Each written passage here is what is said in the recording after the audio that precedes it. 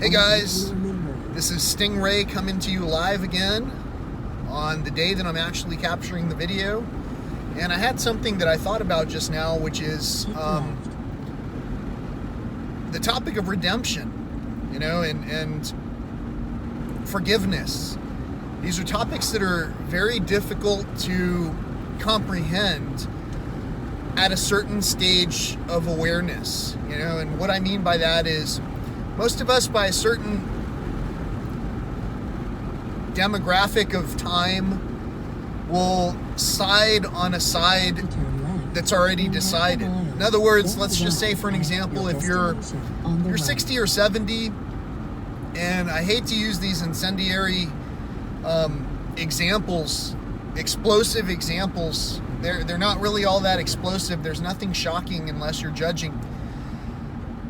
Let's use the topic of homosexuality, same-sex marriage, same-sex rights, basic friendships where people who fall in love each other, That topic itself is likely to strike the inability to talk in many grown men.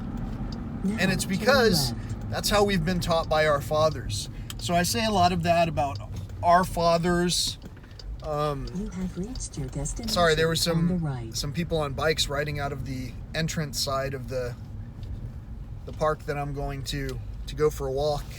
So even that, I talk about that, and I find irony because a lot of people associate parks, parking lots, all kinds of weird events with things that have kind of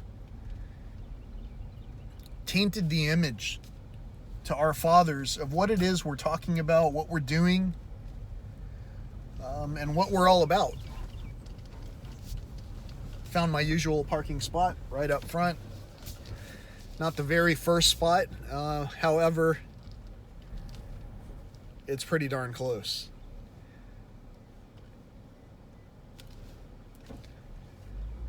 And so I'm yet again going to walk Friedrich Park, and I'm telling you a story about forgiveness. I know it sounds like it's been long-winded so far, but that's because I've been kind of trying to split my attention between what matters most right now, which is that I'm operating a vehicle. There are people walking around in this parking lot, bikes exiting the park that could leave basically out of the one-way traffic side, where you don't expect anyone to be coming out of there because it's basically an entrance only, and yet here comes some bikes coming at you at the last second. However, you saw in my expression my base. In other words, it's not like I waved at these bikers, but I absolutely focused on everything around me to make sure that they could pass safely and that I could do what that roadway was designed to do, which was to allow me to pass safely as well.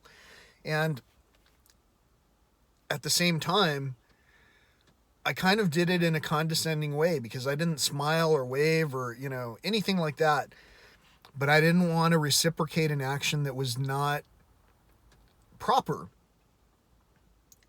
I don't want to condone things that are wrong, Just because someone looks a certain way when they walk by doesn't mean anything should be formulated in terms of how the response happens. So, what if these people had an emergency and they were fleeing the park right then, and I was the one who was basically overseeing some event that was about to happen or what was happening already. So with that in mind, I'd like to indirectly describe a situation. I'm not quite sure how it's going to come out because I want to obscure the actual circumstance from which this was derived and teach a very important bit of insight at the same time. So how do I do that? The other day, yesterday actually, I made a video on gratitude, and I was saying thank you to basically the opportunity to do some work. And good work. And I'm going to say thank you again. I'm getting the opportunity to do some good work. But I'm not going to hesitate when I'm doing this work to tell people if it's a farce. There are certain beliefs, core beliefs that I have, and they're orchestrated all in direct alignment with one foundation. I'm going to show you. With one foundation. This is one of my most prized belongings because I love opal. Opal is one of the most beautiful stones. I have a couple of pendants made out of this same exact configuration, opal and gold. I'm not normally a flashy person, but I love opal. And opal, to me, it looks beautiful with gold. It looks beautiful with silver as well. And I enjoy having a token, something with me to think on. And I think on this topic quite frequently. My other opal pendant, my other favorite is an arrowhead. And it still has kind of a cross configuration. But its genuine spiritual message as well talks about peace. The arrowhead. There was something about our Native American ancestry and our past Catholic era ancestry, whatever religion you want to go to, honestly, that talks about this bearer of knowledge who talked about peace and how to recognize peace. And the bearer of knowledge who had this insight talked probably quite frequently about how we respond to things and how we focus on and are continuously aware about the thoughts that we have. So turning back to this circumstance that I wanted to address directly, multiple parties are involved in these groups that I'm talking about, and I'm just one individual who happens to have some wellness and conservation related messages that aren't selling anything really, but for whatever reason I'm called upon frequently, and also I'm called out frequently for things that may or may not matter. I mean, it really depends on perspective. You have to know the whole story. Like I said, if the people leaving this park were fleeing an event, a panic event, I would have never known, because I drove in kind of like, who are these people driving out of the wrong side? Almost getting hit by cars. The only person I know who does that is a family member who I've got, who recently attempted to leap out of my moving vehicle. And in so doing, the rest of the day was also filled with quite a bit of humanity. I tried to think of a word that wasn't condescending, there has to be humor in your stories. And I'm telling you a real story that some of you have heard from me directly.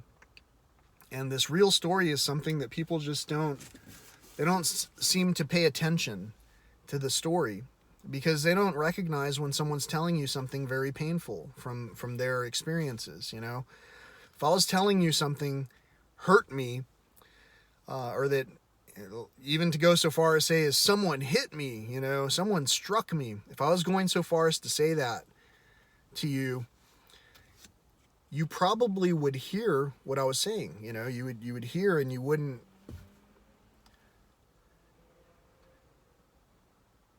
wouldn't doubt me when I was telling you that activity really hurt, whether it was physically or mentally. It really hurt to know someone would actually go out of their way to hit you, because how much hate do you have to hit somebody?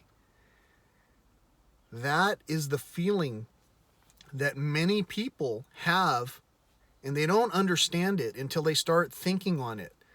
When they leverage that hate to somebody, it could be one person or a demographic. It doesn't matter how you hate. Hate it's a sneaky thing. It gets into you to the point where, if for 1 second you lose control of that persona that would do something if it actually hated something enough. Like, let's say a wasp or a cockroach enters your house. What are you going to do? I mean, are you going to lash out because you hate it? You know? This is a real serious topic, guys. I'm not cerebral. I'm not mercurial. I'm telling you words that are very easy to hear. I'm telling you stories of changing perspectives. Many of us can't put ourselves into another perspective. So, in this particular story, as I tell you the story, you're going to find that not everyone will have the same conclusion that you do, unless you have a unique hate or hatred for a demographic or specific entity, and the other people don't. And the other people do. That's the only way that they would align with you. And sometimes we can persuade other people to align with you just based on knowledge. For an example, if you are a person who hates green, and I've got this green shirt on, you might dislike me just enough right now to tear that shirt off. We'd have a whole different show at that point. I think I'd have a whole lot of other subscribers on this channel if someone tore my shirt off right now and saw this beautiful hairy chest, man chest. I'm being kind of cocky. I used to be the most timid, and I still am. You know, I make jokes, but I've got some extra pounds. It's not like I want to be showing off what I got going on under this amazingly beautiful green shirt. But I do have bruising, a lot of bruises. And I don't mean visible. They might be invisible. And in a lot of cases, those bruises are from being put down in just a way where I decided to speak up and say, you know what? I am intelligent. I have made successful decisions. I have completed my work. I have the time to help anyone who wants to ask me to help. But if I don't endorse what it is that's being done, how can I do it with joy? And if I don't do it with joy, the only thing in my energy that's there is to tear it to the foundation and destroy it. Only hate can make me want to do that, or love, depending on how destructive that tearing down of is. You see, if we're only providing examples that try to help showcase that the ego is a very powerful thing to lock into, it makes sense that people get angry with what I say, because what I'm saying is it's conflicting with one side of you or the other. Which side is it? Aren't they both the same? I mean, really? The ego and the spirit want the same thing. Safety, commitment, everything that every single and possibly every couple are thinking is commitment.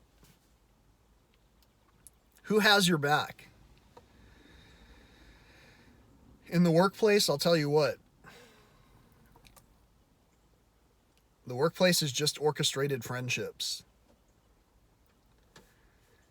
They definitely don't have your back. They have the back of whoever's giving them that security. So I let go of that fear. The biggest security I ever had, knowing that financial independence was at stake, is at stake, is that if both sides of you resolve and integrate the same way, your ego and your spirit, your choices would always be clear. And if the other person's able to see your perspective and what you're willing to share with them, then growth occurs. For an example, if I were working with someone who didn't want something thrown out because financially or even even because of intrinsic value, an item was valued at such a value that its accidental discarding or destruction of would cause some kind of fight. For an example, let's just say, and this one, this might or might not be made up, but let's say I had a friend, an older friend who had a t-shirt. It was a beautiful t-shirt. It's something that as a child, I shouldn't have been doing what I was doing, but I was probably about, 7, 6, maybe less. And I had a pair of scissors, and I was joking with my dad. He had a t-shirt, much like the topic we're talking about right now, t-shirts. I was talking with my dad, my friend, and I accidentally cut his t-shirt. I was joking about it. It's like, I'm going to cut your shirt. And I saw he got concerned. So as a child, that's like a game. That's like when you're playing with a dog, an untrained dog. And if the dog gets a hold of something and you go to chase him, the dog thinks it's a game. You don't. You're very concerned with those items that you were holding on to, that you valued. But once that item became destroyed, what came out of you, And then this example, which clearly points back to a true event, a bruise. In this example, I would ask you, if there was a guy walking around, I'm not pointing to myself, I'm pointing to the reference. If there was a guy walking around teaching peace, and he were there as a third party observing and saw this situation happen, and the shirt get cut, he might perform some miracle to get it mended, and everything would be okay, because it'd be like, yeah, material things don't matter. I'll tell you that. So the addition of more material things to generate a profit, like more electronics to resolve problems where it's like, we don't want to deal with electronics anymore that are substandard. When we talk like that and ask for the advancement of technologies in ways that would bring peace,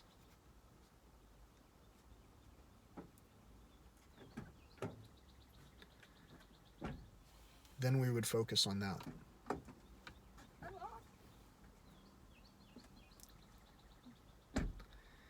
But we don't. Instead, we focus on giving everybody individual feeds so that we can be so individual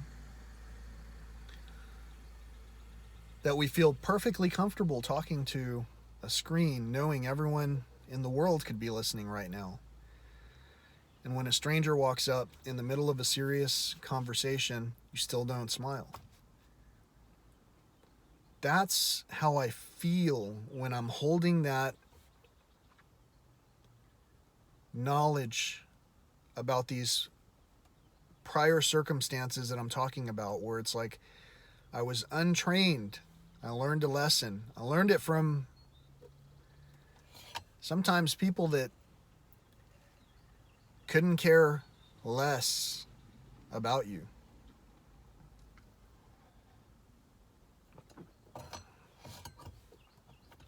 And then there are people that care about you. And you know the difference. And so when you know the difference, especially if you've been a bad person who didn't know the difference and was experimenting for until they were, in their 70s and 80s in some cases, it's hard to learn something new. That doesn't mean it's impossible. And in fact, I'll say it's fun to learn something new. So, when you present something to someone about gratitude and attitude and food, sometimes making up that attitude, and chemical compounds, sometimes exacerbating those feelings that we have that are somehow out of sync. When we have trouble resolving that gap, a split or clear split can happen. And some people can call it dementia or Alzheimer's, you know. But for it to happen immediately and overnight, and for it to continue to have the opportunity to do this to our loved ones, with very few people walking around throughout time who talked about, hey, think about the peaceful alternative. If your mind is at peace, it's a piece of cake. Although I still don't want to reinforce, I still have that edge, you know, that I don't know what to call it, but you know, you guys know what it is. It's the thing that I throw. It's not my chancla. I throw words that can cut. You know, I feel it. I mean, you can see, you know, this is emotion. It's not like I'm outright crying, but these things they're serious topics. And without people understanding that we're talking about serious topics, they'll say whatever, man. You know, they'll be like, you're talking cerebral, you know. The fact is, truth is heavy-handed. And so, if I'm hesitating to invest heavily in technology, and I'm more focused on planting gardens, but I'm continuously faced with opportunities that almost force me to consume. And I can't convince anybody to hear what I'm saying until I sing it just the right way, so that someone can be like, oh, that's beautiful. That's not by some a-hole who's talking about me. I'm talking about me, guys. You know, if you don't like the story, that's cool. If we're friends, it's part of the story. It should be easy for anyone to hear. The thing is, we don't all talk with real conversations anymore.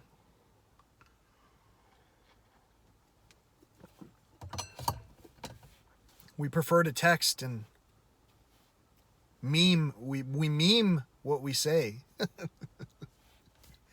It's good stuff, guys. I meme what I say too. And the words that I say, I don't need to come up with a script or think on it to figure out which side is going to hear it one way or the other. It doesn't matter. Same-sex marriage is same-sex marriage. You know, it's like, did it trigger a thought? Even if it was a thought of hostility towards people who would be hostile towards that. It takes one to know one, guys. You know, even guys. There's people that are going to hear what I'm saying and be...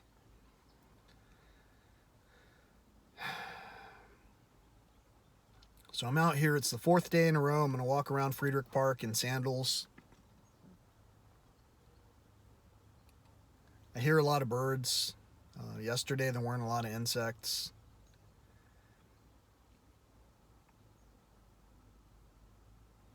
I see quite a few flowers.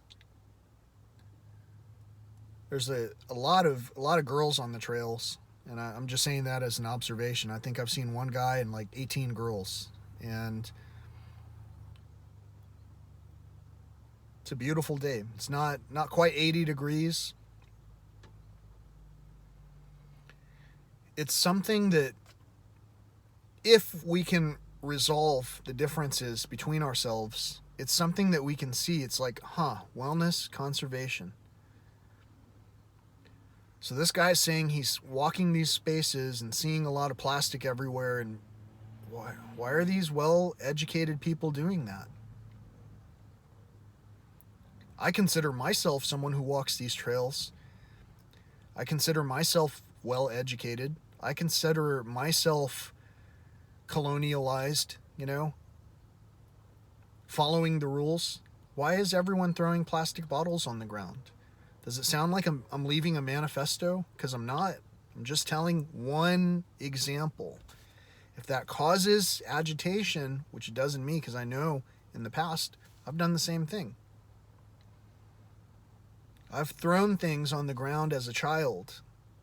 Some of us adults are still acting like children, is all I'm saying.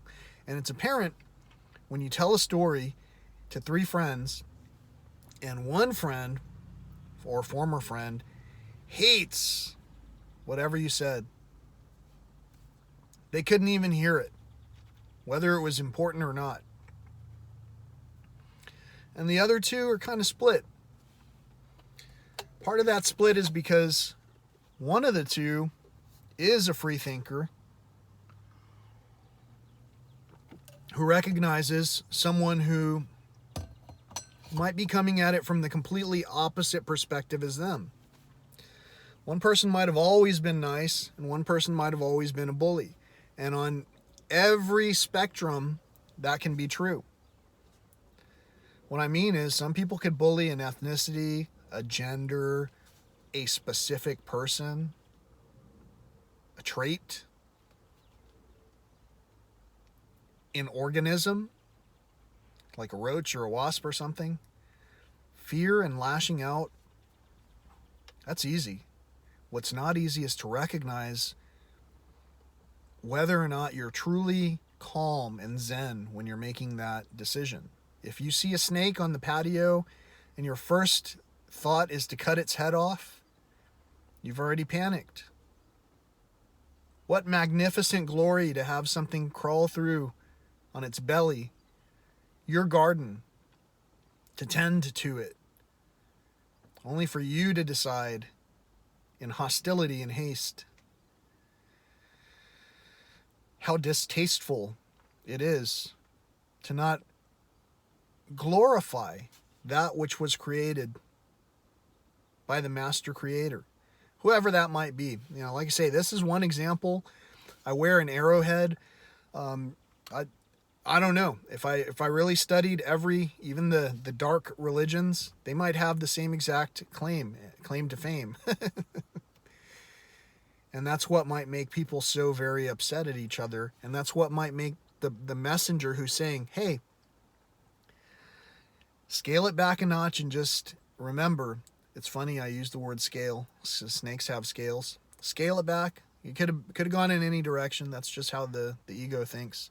The spirit said, well, scales also talks about additional weight, It's really funny how it works when we talk things all the way through from a place of peace. There's nothing I've said that's been defamatory or untrue. I can tell you that people have made up stories that are just ridiculous and vile about me.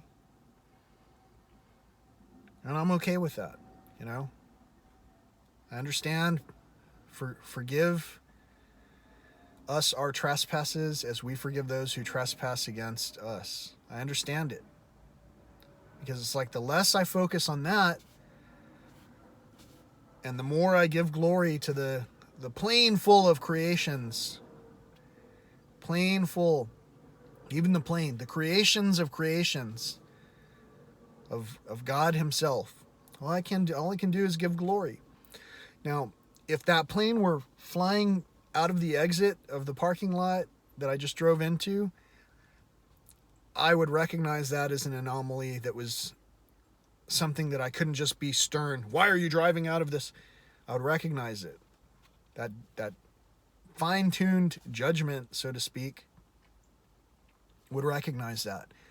The people on the bike, I didn't want to smile at them. I probably should have, because it's like, no matter what, I'm presenting an image that was taught to me by our fathers. In some cases, that's hard for people to take.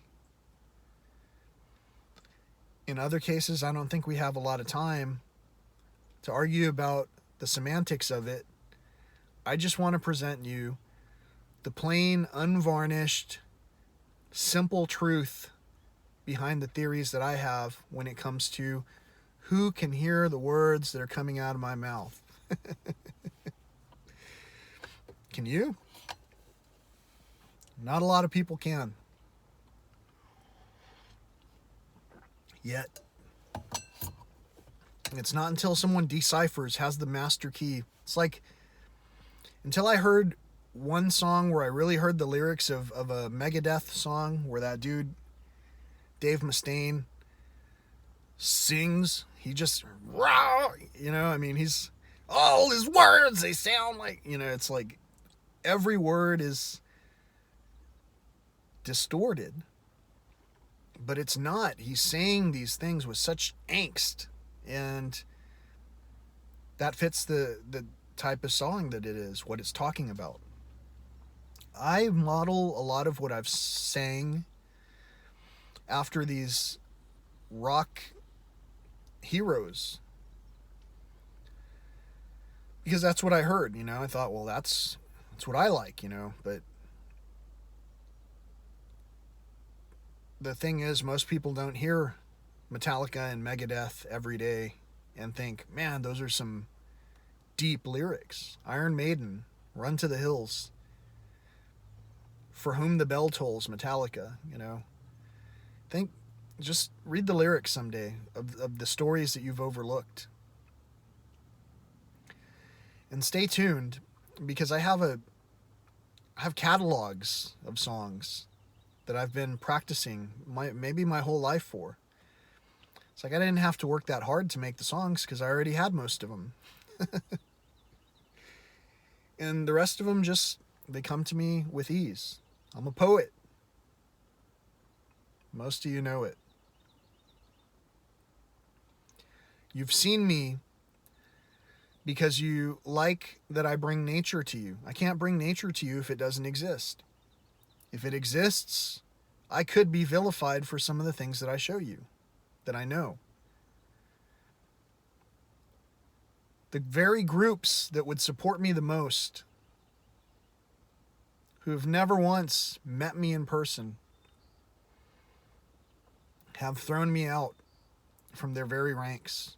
The Metallica Club on Facebook, just as an example, threw me out because I shared a song and some guy was like, can we please return to the topic of just Metallica?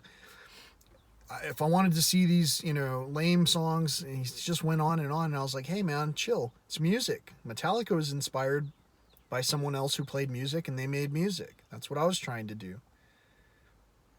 You have a really tainted approach to how you deal with someone who's exiting through the wrong lane. If I was exiting through the wrong lane by presenting music to a music club, please enlighten me. In the meanwhile, I've created my own clubs. And I have fun with them. And you see that. And you see that because you see the energy that comes through me. You see the smiles. You see, yeah, there's some angst. But you know that I would absolutely help you, even if I have to tell you, lay back on the heavy hand that you're delving out to electronics. I mean, electronics it's not the answer. Even though that's how we're communicating, think about how little it took for me to communicate with you this message. But the most daunting aspect of all of that is that it took 34 minutes just to say this story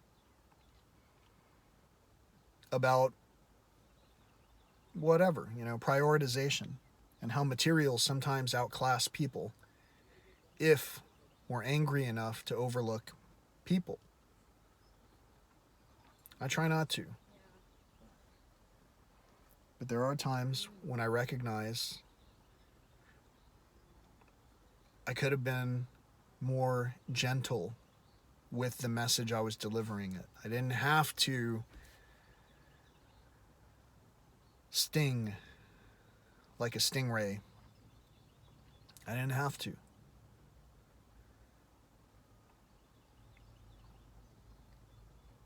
But maybe I did, because again, at a certain age, it's difficult for people to really hear the message of anything that takes more than a moment of thought, because we've been programmed to watch snippets interlaced with advertisements for the very abundant array of waste that I see on these trails, that I've asked in vain to anyone I know, especially those making more money than they've ever made in their lives, to understand I'm doing a rogue mission here. All of the work that I've done has been significantly undervalued because of the economy, the real economy, the way it is right now. I know it. And yet at the same time, those who flourish are able to generate opportunities to make money. My solutions are different from the mass consumption based thought process. They're a little bit more long term, thought out, so that we can all persist in this amazing playground where we get to engage with one another. So I'm about to hit the trails. I saw maybe 3 more guys leave, and probably about, I don't know, 8 more girls leave, and I can't tell. There's some plants here. I just want to tell you what else. Another woman. So everyone out here, everyone and their mom is out here walking, apparently getting ready for Mother's Day weekend. And where are the dads? Where are our fathers when we need them the most? Why are these discussions just resonating in a vacuum, you know? And I think that's basically the part where we have to get past. And once we get past that and we're happy and we're content and there's no fear, because it's like no matter what income, it doesn't matter. We're just here to help one another. Whatever makes each other happy is what we're doing. So income is not, it's just a made up word. It's another word like income taxes, you know. What did they really build? I see a lot of work that they created. Was any of it beneficial? Or would it have been more cool if our representatives came out on the trails with us one day and picked up some of these things that we're finding, and then they could help make an informed decision as to how do we solve this in a way that makes sense. You know, until you do this work, you have no idea. Until you pick up the trash on the trails or at someone's location, nobody has any idea how much work it is to untangle someone else's mess. Until you do it. And some of you have done it. You've done it for people in their later years, and some of you are going to do it. Some of you are going to go through it. But in every single instance, we are going to have to help one another out, whether you like me or not. And it's cool. If you don't like me, not everyone likes me, and that's fine. I got a lot of things to do. I want to make a lot of music, and you know, if you're into that, please don't hesitate to contact me. I need you on my team. I want to work with you. I definitely want to have conversations with you. And I want to write a song that's not just entirely based out of my own head. And I want to learn. I really want to practice playing guitar and enjoying that type of activity. And I want to go for a walk. So have a great day. It's getting warm in here. I've done my sweat lodge ceremony pre-walk. Now I'm going to walk. I'm pretty sure it's about 80 degrees now. And we've got another couple who are, looks like they got some kids. Cool. So we got a couple with some kids out here enjoying the beautiful day. And however many of you enjoyed the day with me, I appreciate it. Don't forget to subscribe, like, comment, share this, say something. But don't be afraid to have a conversation in public, especially if you know that I'm not trying to say anything about right or wrong. I'm just saying there's probably a peaceful approach to it. And I bet you if we talk about it, especially if we can smile or work through the fear, we can come up with a solution. There's no problem whatsoever that will ever get resolved if we don't first admit to there being a problem to begin with. Once we admit to it, and once we start asking the questions, even to ourselves, we don't need to have conversations in real life or otherwise. You don't even need to subscribe, but please don't be shy. At some point when I get fit, I might tear off this shirt for everyone, and maybe the way you can see my thug life tattoo and all that. And I might be joking about that, but I'm also wanting to redo a Tupac song like as a rock song. I don't know how I'm going to do it, but I'm going to do it. And like I say, this is all fun to me. I'm having a great time in life. I'm doing everything that I can to enjoy one of my passions, which is playing guitar and actually writing songs, or writing poetry is what it's about. But the guitar and everything else is a delivery system for that. And the other passion I have is for nature. There's nothing that I enjoy more than seeing some amazing wildlife and nature. And there's a lot of beauty in humanity too in what we create. Some of the things are inspired by nature, you can tell. But coming out into nature there's nothing like it. Hearing the birds, seeing whatever surprise animal you'll get to see. That's always a surprise. Those are things that help me to remember, I went 40, minutes or whatever it is, 4 hours. I went a whole day entertained out of my mind, and I didn't have to go for a drink. I didn't have to go for some kind of pills, Those are the things that I see happen in nature. And the peacemakers, there's verses and scriptures and all kinds of things that talked about nature. But again, judgment sometimes plays into whether we hear what's being talked about or whether we just it's one of those things, like in the movie, like conspiracy theorists. As soon as I hear UFO, conspiracy,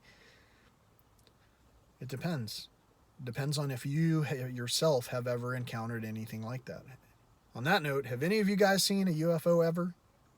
That'd be interesting to know. Let me know. Have a great day. Thanks for watching, and thanks for subscribing. Peace.